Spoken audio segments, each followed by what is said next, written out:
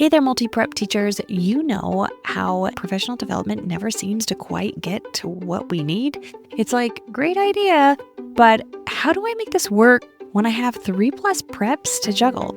That's exactly why I created the Simplify Your Preps Collective. It's a free Facebook group built just for teachers like you, where we share tips, resources, and real talk about making multi-prep teaching less overwhelming and more doable. Sound like your kind of space? Head to kristenmasick.com/collective and join us today. Let's simplify together. In today's Best of 2023 episodes from the Secondary Teacher Podcast, we are going to be re-airing episode number 178, which was titled Boosting Productivity, Some Common Mistakes Teachers Make and How to Fix Them. So within this episode, we discussed different mistakes that are very common when it comes to productivity. From not having a clear curriculum plan to struggling with utilizing planning periods effectively. So we talk about practical solutions to help you thrive in your demanding role. So we're going to be going over some insights on delegating tasks and also setting up classroom routines to save you time and energy. So check out this episode. I'm sure none of us got into teaching thinking, I would love to give up my nights and my weekends and spend all hours of the day working without getting paid for it. And I know that it somewhat comes with the job, or at least that's kind of what we're told. But honestly, none of us actually signed up for that and decided this is going to be a career that I want to give up my entire life. But there are some things that could be happening or mistakes that you're making that are hindering your productivity. And I've been there, and that's why I want to talk about some of the mistakes that I have seen a lot of teachers make and I made myself, and how you can remedy those or just to get moving in the right direction to Welcome to the Secondary Teacher Podcast, the podcast for middle and high school teachers juggling multiple preps to get the strategies to reduce overwhelm so that you don't have to choose between being an effective teacher and prioritizing important relationships. I'm your host, Kristen Masick, a 10-year high school engineering teacher, former middle school assistant principal, and teacher coach. Every week, we will discuss strategies, systems, and time-saving tips to help you not only survive but thrive as a multiple prep teacher. In this episode, I'm going to be talking about the 3 common mistakes that teachers make when it comes to wanting to be more productive during the school day, but what is really holding you back from truly becoming productive. The first one that we're going to be talking about is not having a clear plan as far as your curriculum goes. You really don't know what you're doing this week. Well, you might know what you're doing this week, but you don't know what you're doing next week, the following week. You really have no idea what is coming around the corner. And I will say, my first few years, this was my life.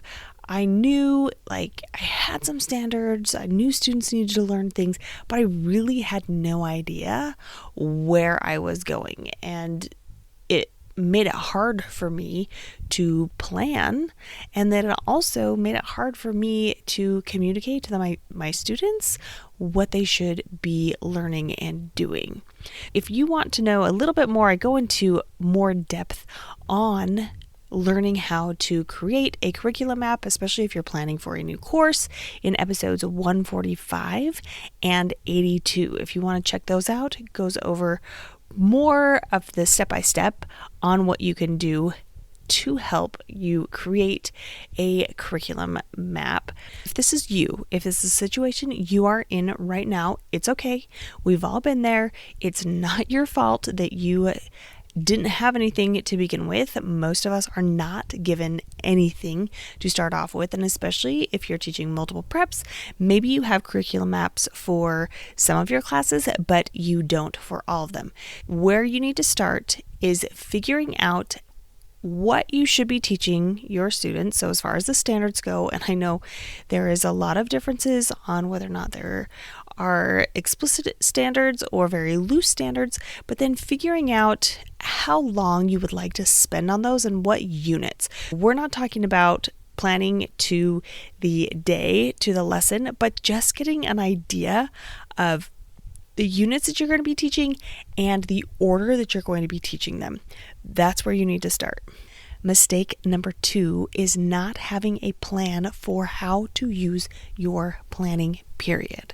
There were so many times where I would finally get to my planning period and I would just sit there and stare at the wall or stare at my computer screen and wonder, what should I be working on? I would usually go down some sort of rabbit hole.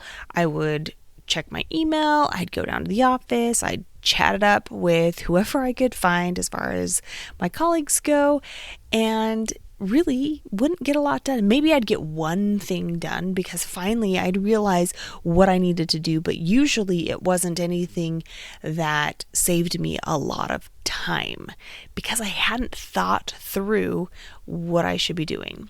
This happens a ton with other teachers. Like I said, it happened with me, and I know it happens with others.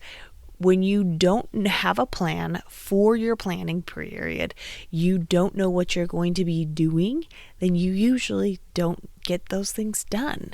And what happens is that things will just kind of stack and pile up, and then you end up taking them home. And at some point, you get things done because it's crunch time, or you're going to be teaching a class or a lesson, and so you need to get things done.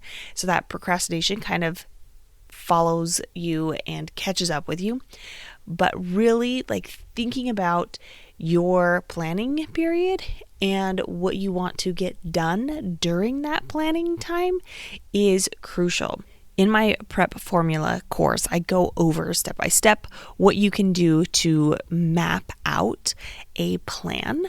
But one of the first things that you need to do when you are going to be planning for your prep period is to get an idea of how much time you have during the school day and how much time you are spending doing things. That's the first task, is getting an idea of what amount of time you have during the school day so that you can make sure that you are planning to use that time wisely so that it's not all coming home with you. Finally, the last mistake, or the third mistake that a lot of teachers make when it comes to wanting to be productive, but what is hindering their productivity, is doing things that others can do for you. Now, this can seem like a huge challenge because there are a lot of things that you are not able to give to others. You can't have others grade assignments and not violate some sort of confidentiality or FERPA. But there are some things that you might be doing right now that really others could do. In my experience, one of the things that I used to spend a ton of time on was cleaning up after my students. And the reason was I did not have very good procedures and processes, systems in my classes, routines for my students so that they would do it for me. So making some simple tweaks, think about what you are spending a lot of your time doing, and can it be done by someone else? Setting up for labs, taking down for labs, getting things organized. A lot of those tasks you can build in that your students are doing them for you as part of a routine or procedure.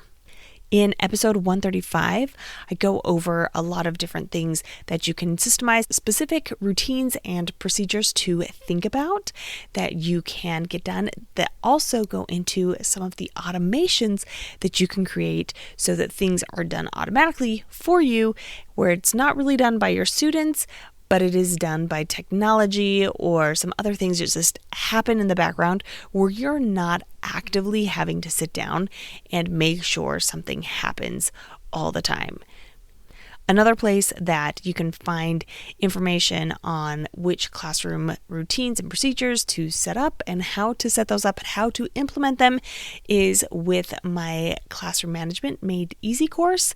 And while I didn't mention it before, the courses that I listed above or that I mentioned earlier, as far as the prep formula and Classroom Management Made Easy, is part of the Ultimate Secondary Teaching Toolkit, in addition to the Plan Out Your Course Blueprint. And this is a new toolkit that I've put together. I've put together those courses to give you a jump start in planning and preparing for your school year. And also, if you need a reset in the middle of the school year, like we are right now, it's a perfect time to look into what those courses entail and how they can help you move forward to being more productive and save your sanity during the school day.